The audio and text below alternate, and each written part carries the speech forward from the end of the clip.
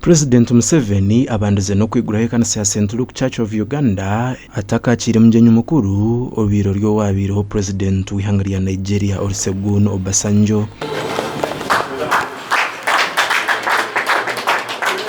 President Olusegun ayiruchiro kwatuhabwa amategesano agarukugurwa kurw'amahanga g'abajungu ubwo bintu bushoborazo bwekorera aha.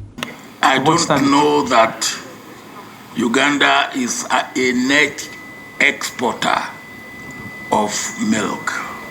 Hatate ebiro bya juba no gwamanyere ngo Uganda tukugira ngo yinamate mingi konka garukumara konka negata na heru yihanga yaragana sokoronera amatega Uganda katari umuyanga ya Nigeria kandi yashaba bari soko atanasa na government ya Uganda okureba ngo cyahera. Instead of we in Nigeria importing milk in whatever form from Europe, we can be importing from Uganda. President Yoweri Kaguta Museveni omukugamba kwe ashabara bari soko leso mugisha gwenkwatanisa ihanga ya Uganda muri ya Nigeria okutungura omutindo gw'amatene zindi ntunguko mu ihanga. Ikinuga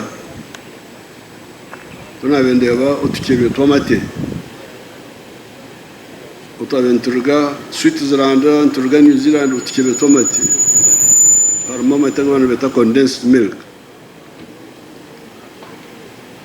bwanyi mankagane na twatanga kugira amate agamashunu agakurga Kenya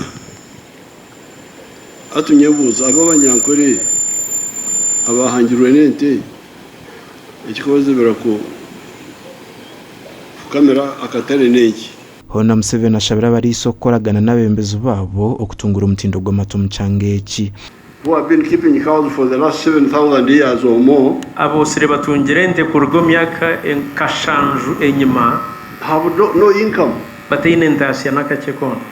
Just roaming with the cows. Bakabaturana bazerera nente zabo. Like your Fulanis. I saw those Fulanis in Nabageragera sana ba Nigeria ba Fulani.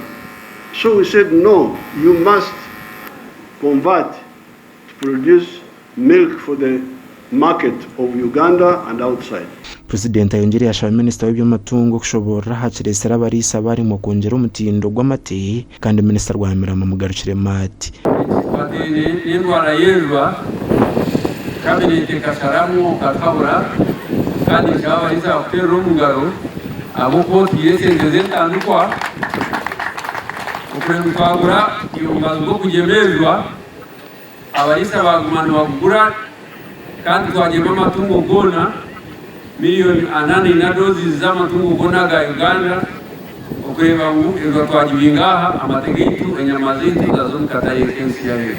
Hona minister yanjuire ntebekana sezuruho okumara hengu hezuru kuteganisa barisa konka ingindangumba mbahaburi nashimba mbaheze amahura amasyaka kwate nombazo bitugwangoha abana rombazo bakakora nubite ngoha nogyomente ngoha yajuma engwa ebanywe yapo konka abo kubantu twarenya manama tegito mukatereka heru umbazo binikurabo omatendero mwenyupre umtwa kutira katari abantu batakayanga amategeko n'anyama yitu.